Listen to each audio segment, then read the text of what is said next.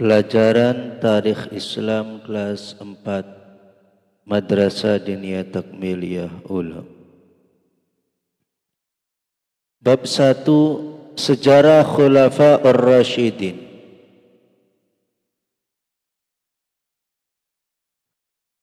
A. Pengertian Khulafa Ar-Rashidin.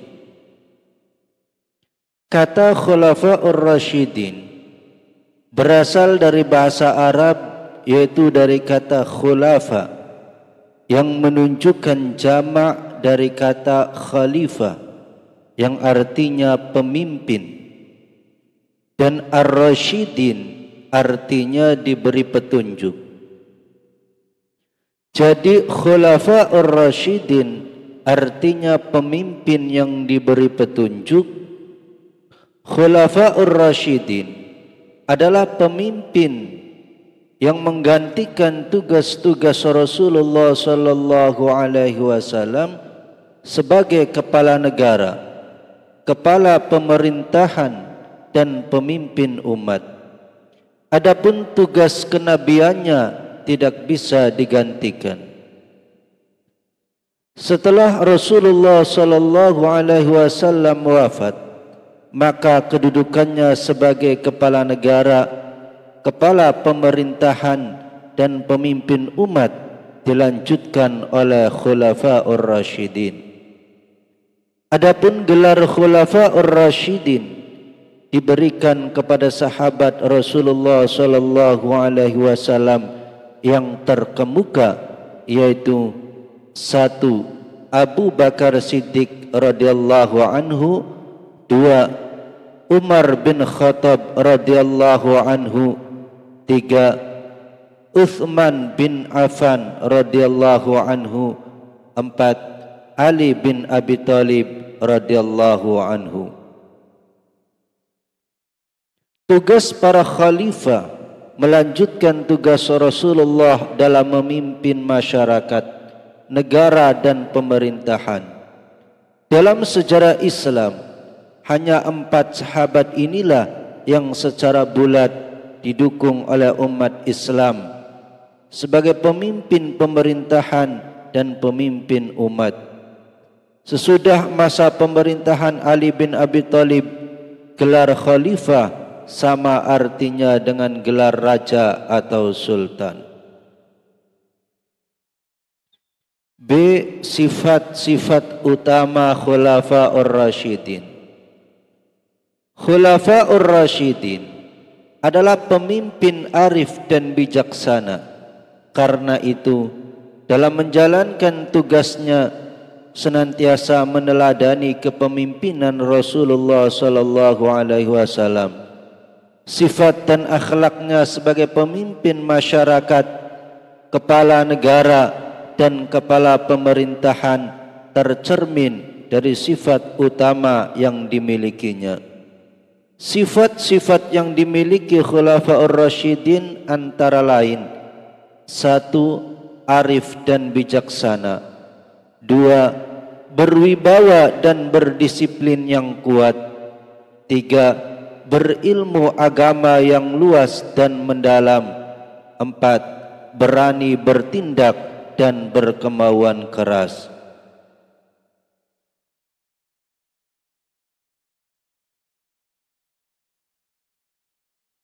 C. Kehidupan Abu Bakar As-Siddiq. 1. Silsilah Abu Bakar As-Siddiq. Abu Bakar Siddiq radhiyallahu anhu dilahirkan pada tahun 573 Masehi dari pasangan Utsman atau Abu Quhafah bin Amir bin Amru bin Sa'ad bin Taim dan Salma binti Sakhr atau biasa dipanggil Ummu Khair dari suku Quraisy. Kedua orang tuanya berasal dari suku Taim. Nama lengkap Abu Bakar adalah Abdullah bin Abu Quhafah bin Amir bin Amru bin Sa'ad bin Taim bin Murrah bin Ka'ab bin Lu'ay bin Ghalib Al-Quraisy At-Tamimi. Sebelum masuk Islam, namanya Abdul Ka'bah, yang artinya hamba Ka'bah. Kemudian setelah masuk Islam, Nabi Muhammad SAW mengganti nama menjadi Abdullah, yang artinya hamba Allah. Sedangkan garis keturunan Abu Bakar dengan garis keturunan Nabi Muhammad SAW bertemu pada Murrah bin Ka'ab atau kakek Abu Bakar. Nama Abu Bakar adalah pemberian Rasulullah SAW karena orang yang segera masuk Islam. Abu berarti bapak, Bakar berarti dengan segera. Sedangkan gelar As-Siddiq yang artinya yang amat membenarkan adalah gelar yang diberikan karena ia selalu membenarkan apa yang disampaikan oleh Rasulullah SAW, terutama dalam peristiwa Isra dan Mi'raj. Dua kedudukan Abu Bakar dalam masyarakat Quraisy. Abu Bakar berasal dari suku Quraisy, yaitu Bani Taim, yang merupakan kabilah yang sangat terpandang. Kabilah ini memegang jabatan masalah diat di Ka'bah, yaitu tebusan atas darah kematian dan penarikan utang. Sebelum agama Islam datang, Abu Bakar adalah seorang pedagang yang sukses. Sebagai seorang pedagang, ia senantiasa bekerja keras. Kejujurannya dan kesucian hatinya membuat ia selalu berhasil dalam dagang. Di masyarakat Quraisy, ia terkenal sebagai seorang sabar, lemah lembut, dan disiplin, terutama dalam memegang amanah. Abu Bakar dikenal sebagai orang yang lurus. Ia tidak suka dengan berbagai kehidupan jahiliyah di Mekah. Ketika remaja-remaja yang seusia sangat menyukai pesta, minum minuman keras, berjudi dan lainnya, Abu Bakar lebih menyukai untuk menuntut ilmu. Ia sangat cerdas dan memiliki ilmu yang sangat luas. Di antaranya adalah ilmu nasab, yaitu ilmu mengenai silsilah atau keturunan dari seseorang. Oleh karena itu, ia mengetahui silsilah suku-suku yang ada di Arab dan mengetahui tinggi rendahnya derajat suku-suku tersebut. Setelah agama Islam masuk yang dibawa oleh Rasulullah SAW, kehidupan Abu Bakar berubah cukup drastis. Abu Bakar segera menerima dan memeluk agama Islam. Tidak ada sedikit pun keraguan atas apa yang telah disampaikan oleh Rasulullah SAW. Pada awal perjuangannya, ia memusatkan seluruh perhatiannya untuk pengembangan Islam. Kekayaannya kemudian diserahkan untuk kepentingan penyiaran agama Islam. Abu Bakar pun giat berdakwah, mengajak masyarakat Quraisy untuk memeluk Islam. Banyak pemuka dan tokoh Islam yang terkenal memeluk Islam atas ajakan Abu Bakar, antaranya Utsman bin Affan, Zubair bin Awam, Abdurrahman bin Auf, Abdullah bin Mas'ud, Sa'ad bin Abi Waqqas, Talha bin Ubaidillah, Abu Ubaidillah bin Jarrah, dan Al-Arqam bin Arqam. Mereka disebut As-Sabiqunal Awwalun, artinya kaum yang pertama masuk Islam. Keyakinan Abu Bakar tentang ajaran Islam teruji pada saat peristiwa Isra Mi'raj. Rasulullah menceritakan peristiwa ini kepada Hindun. Mendengar cerita itu, Hindun berpesan agar peristiwa itu tidak diceritakan kepada yang lain, karena khawatir banyak yang mendustakan dan memperoloknya. Rasulullah lalu mengatakan bahwa hal ini harus disampaikan kepada umatnya, karena peristiwa ini ada perintah salat 5 waktu. Setelah peristiwa ini disampaikan, sebagian mempercayainya dan sebagian mendustakannya. Orang-orang kafir memanfaatkan kesempatan ini untuk menggoyahkan iman kaum muslimin. Mereka mencari Abu Bakar untuk dipengaruhi. Terjadilah dialog antara orang-orang kafir dengan Abu Bakar. Mereka berkata, "Hai Abu Bakar, temanmu mengatakan bahwa tadi malam ia pergi ke Baitul Maqdis, kemudian naik ke langit. Sekarang ia sudah kembali ke Mekah. Apakah kau mempercayai cerita temanmu itu?" Abu Bakar menjawab, "Siapa yang menceritakan itu?" Mereka menjawab, "Muhammad, teman dekatmu." Abu Bakar berkata, "Kalau benar itu yang mengatakan adalah Muhammad, saya membenarkannya. Bahkan yang lebih aneh dari itu pun, kalau Muhammad yang mengatakan, pasti saya benarkan." 3. Perjuangan Abu Bakar membebaskan kaum yang tertindas. Abu Bakar yang terkenal sebagai orang yang dermawan, ia tidak segan-segan mengeluarkan hartanya demi kepentingan agama Islam. Sebagai salah satu pembesar suku Quraisy, Abu Bakar sangat tinggi perhatiannya pada kaum yang lemah dan tertindas, seperti para budak.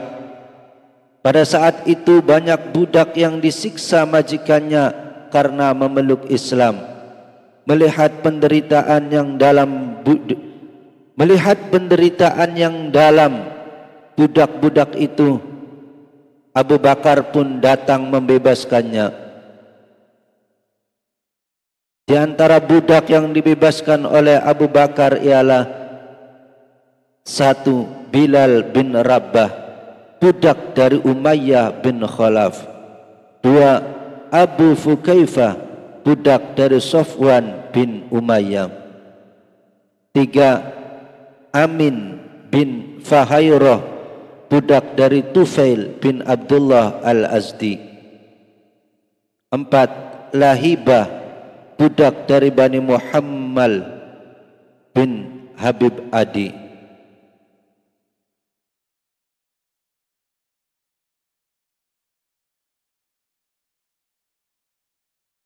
4. Membela dan melindungi Rasulullah sallallahu alaihi wasallam. Ketika agama Islam yang dibawa Rasulullah sallallahu alaihi wasallam belum banyak pengikutnya, masyarakat kafir Quraisy dengan segala cara menghalang-halangi dakwah yang disampaikan oleh Rasulullah sallallahu alaihi wasallam. Bahkan seringkali kafir Quraisy menggunakan cara-cara kekerasan untuk melawan Rasulullah sallallahu alaihi wasallam dan pengikutnya. Abu Bakar selalu setia mendampingi Rasulullah sallallahu alaihi wasallam, tidak gentar dengan segala ancaman kafir Quraisy. Kemanapun Rasulullah sallallahu alaihi wasallam pergi, Abu Bakar selalu menemani dan melindungi. Jika ada ancaman yang datang ke hadapan Rasulullah sallallahu alaihi wasallam, maka Abu Bakar segera datang dan membelanya.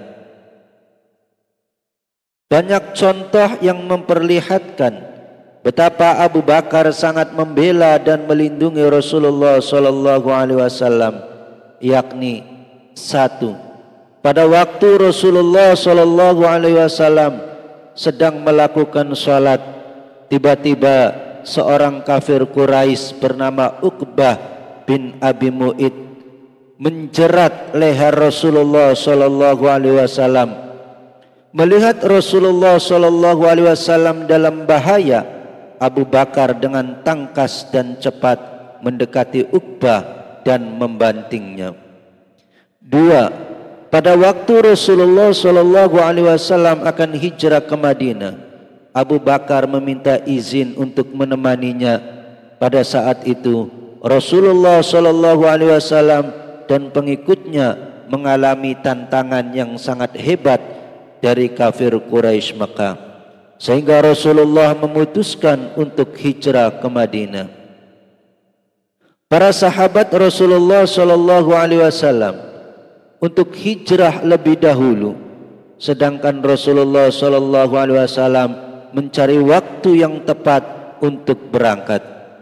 Ketika waktunya sudah ditentukan, yaitu pada malam hari, Abu Bakar memohon kepada Rasulullah sallallahu alaihi wasallam untuk menemaninya.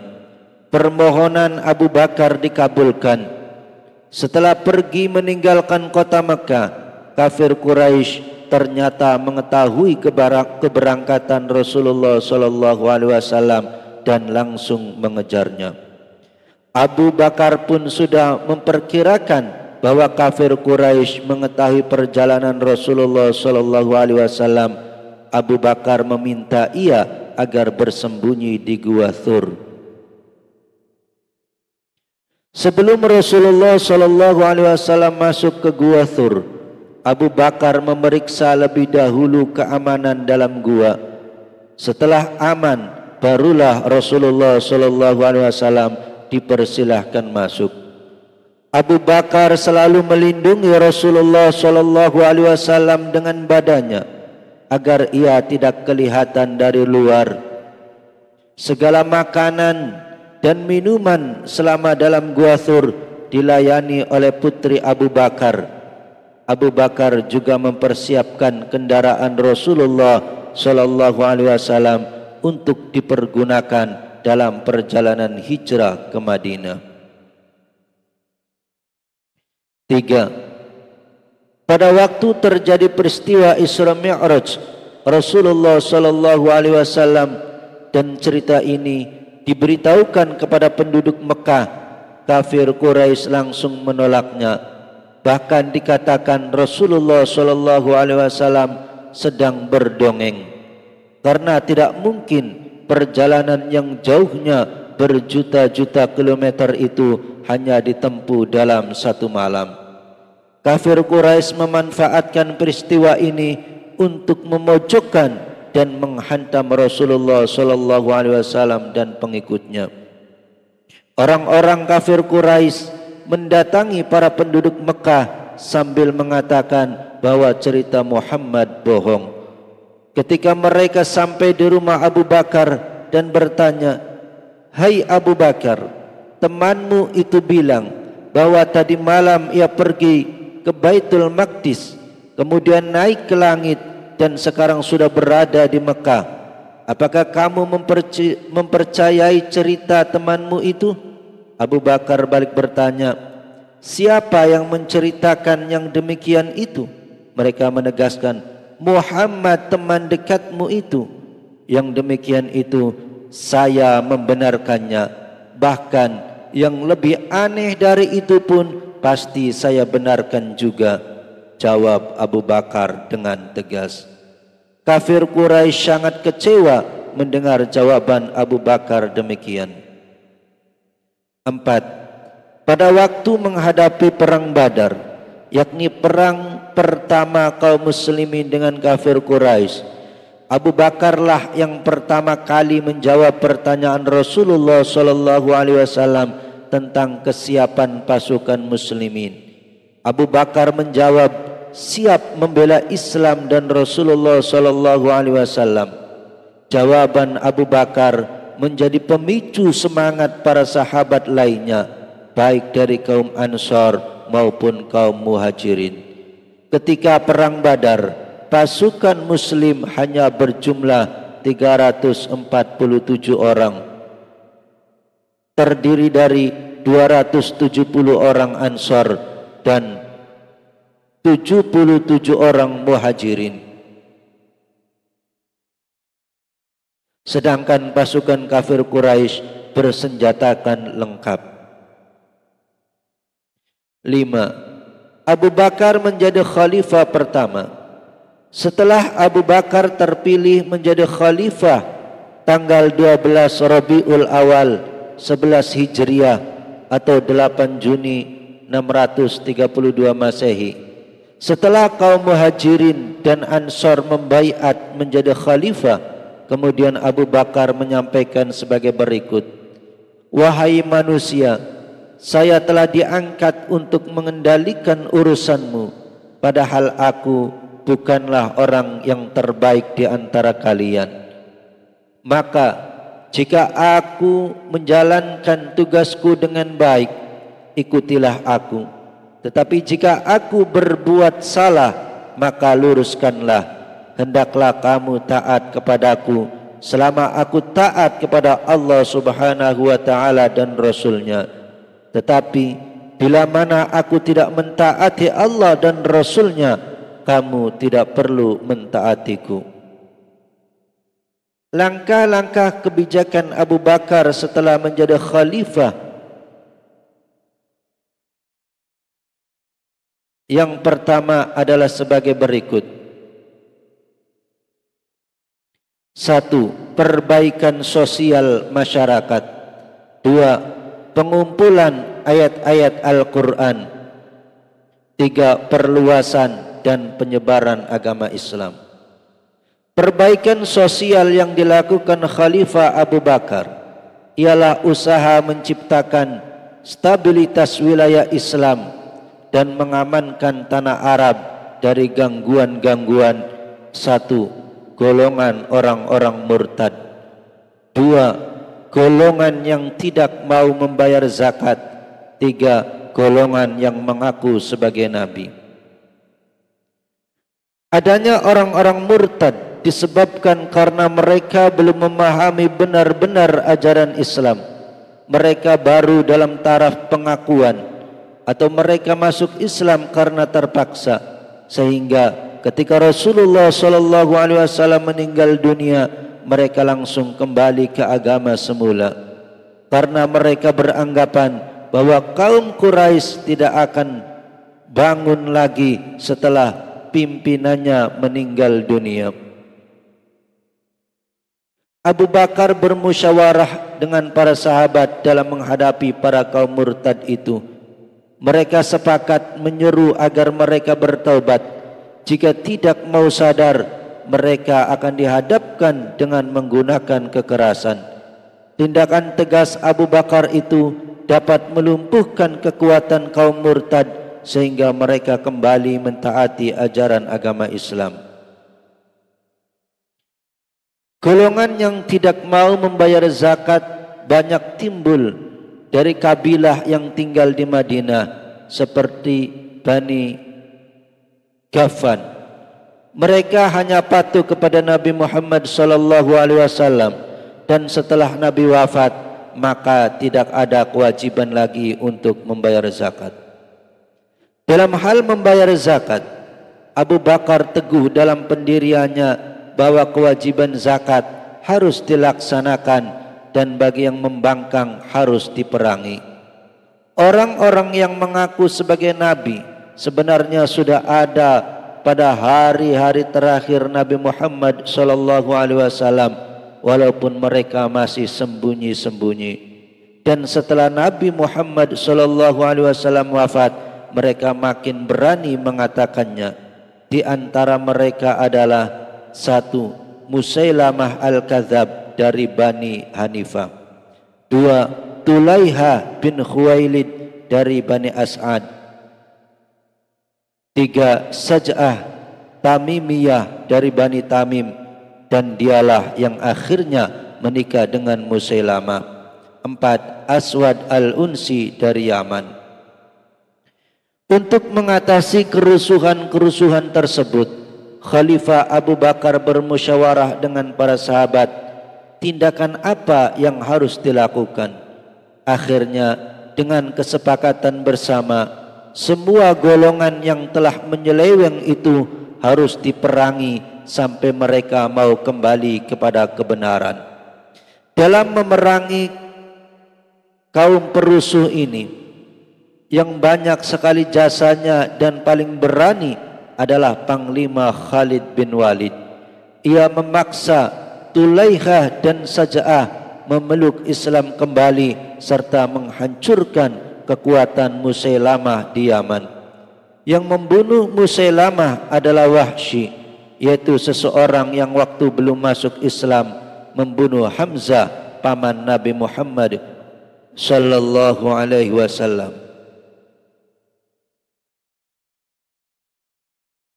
Setelah selesai dan menumpas golongan perusuh, Khalifah Abu Bakar melakukan pengumpulan ayat-ayat Al-Quran.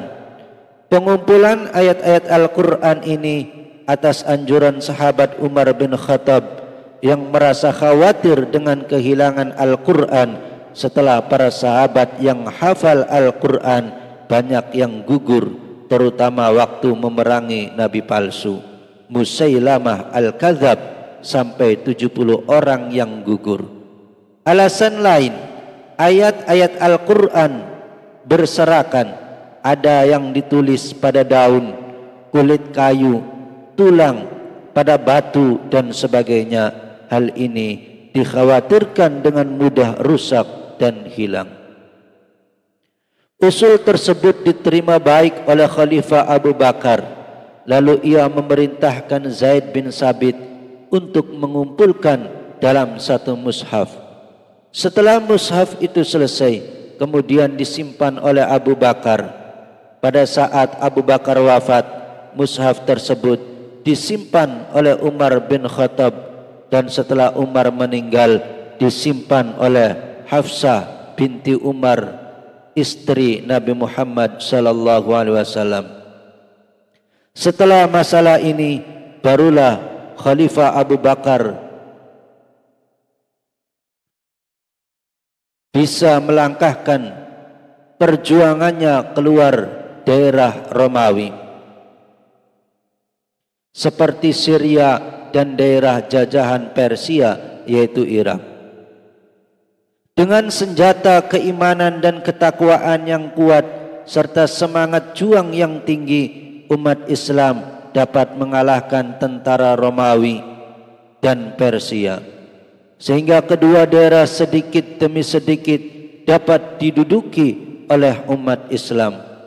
Rakyatnya sangat senang bernaung di bawah lindungan tentara Islam dalam meluaskan wilayah Islam ini. Yang menjadi panglima perangnya adalah Khalid bin Walid dan Usama bin Zaid bin Harisah. 6. Abu Bakar wafat. Setelah memerintah selama 2 tahun 3 bulan 10 hari, Khalifah Abu Bakar wafat pada tanggal 21 Jumadil Akhir tahun 13 Hijriah, bertepatan tanggal 22 Agustus 643 Masehi. Sebelum wafat, ia berwasiat kepada para sahabatnya bahwa khalifah pengganti setelah dirinya adalah Umar bin Khattab. Hal ini dilakukan guna menghindari perpecahan di antara kaum muslimin. 7. Meneladani sifat-sifat Abu Bakar As-Siddiq radhiyallahu anhu. Sifat-sifat mulia dari Abu Bakar yang patut diteladani dalam kehidupan sehari-hari adalah sebagai berikut. A. Berhati lembut. Pada saat Abu Bakar menjabat sebagai khalifah, ia sering berkeliling melihat keadaan warganya. Suatu ketika ia melihat sebuah gubuk kecil yang ternyata dihuni oleh seorang ibu tua. Setelah berkunjung ke gubuk tersebut, ia mendapati seorang ibu tua yang sedang berbaring lemah tak berdaya. Ibu tersebut telah ditinggal anaknya yang mati syahid, sehingga tidak ada yang mengurusnya. Setelah mendengar cerita ibu tersebut, Abu Bakar meneteskan air mata atas penderitaan yang dialami ibu tua itu, yang setiap hari cuma makan 2-3 buah kurma dan 2-3 tetes air putih saja. Setelah kejadian itu, Abu Bakar selalu menengok dan membawakan makanan dan minuman yang dibutuhkan. Sikap lembut Abu Bakar patut dijadikan contoh dalam kehidupan sehari-hari dengan cara menumbuhkan rasa empati kepada orang lain yang dalam kesusahan, tertimpa musibah dan yang membutuhkan bantuan. B. Suka menolong. Abu Bakar membebaskan seorang budak yang bernama Bilal bin Rabah dari majikannya yang bernama Umayyah. Majikannya sangat marah ketika mendengar Bilal telah masuk Islam. Ia membawa Bilal ke padang pasir yang sangat panas untuk menganiayanya. Di tengah terik matahari, Bilal dibaringkan terlentang menghadap matahari dan diletakkan sebuah batu besar di atas dadanya. Umayyah melakukan semua itu karena ingin mengembalikan Bilal kepada agamanya yang semula. Akan tetapi Bilal tetap mempertahankan imannya. Pada saat kejadian itulah Abu Bakar datang dan mencoba membebaskan Bilal dengan membelinya dari Umayyah. Pada awalnya Umayyah keberatan untuk menjualnya, namun pada akhirnya Umayyah menjual Bilal kepada Abu Bakar karena penawaran yang tinggi dibandingkan dengan harga budak-budak yang lainnya. Setelah membelinya, Abu Bakar membawa Bilal ke rumahnya untuk disembuhkan luka-lukanya. Setelah Bilal sembuh, kemudian Abu Bakar memerdekakan Bilal dari statusnya sebagai budak. Melihat peristiwa tersebut, kita dapat meneladani sifat dari Abu Bakar dengan membantu orang-orang yang membutuhkan dalam kehidupan sehari-hari, misalnya bersedekah kepada fakir miskin, menyantuni anak yatim, memberi orang yang kelaparan, dan lain sebagainya. C. Rendah hati. Sebelum diangkat dan sesudah menjadi khalifah, Abu Bakar memiliki sikap sederhana. Ia sering mengunjungi anak yatim, mengunjungi janda yang ditinggal suaminya gugur sebagai syuhada dengan memberikan makanan dan kebutuhan lainnya. Keteladanan ia dapat kita teladani dengan selalu bersikap rendah hati. Apapun kondisi kita, kita tidak boleh bersikap sombong. D. Penyayang dan mawas diri. Dari semenjak kecil, Abu Bakar tidak pernah terdengar berkelahi, berbuat jahat, memaki orang dan sebagainya. Sifat ini patut kita teladani dalam kehidupan sehari-hari. Di antaranya tidak berbuat jahat, menghindari hal-hal yang dapat memicu perkelahian, tidak memaki dan menyakiti orang tua, tidak memaki dan menyakiti orang tua, saudara, teman, dan lainnya. Setia kepada sahabat. Abu Bakar dikenal sebagai sosok yang sangat setia kepada Rasulullah. Hal ini terbukti pada peristiwa hijrah, peristiwa di Gua Sur, dan peristiwa di Masjidil Haram. Keteladanan ini dapat kita terapkan dalam kehidupan sehari-hari dengan senantiasa dekat dengan sahabat dalam keadaan apapun.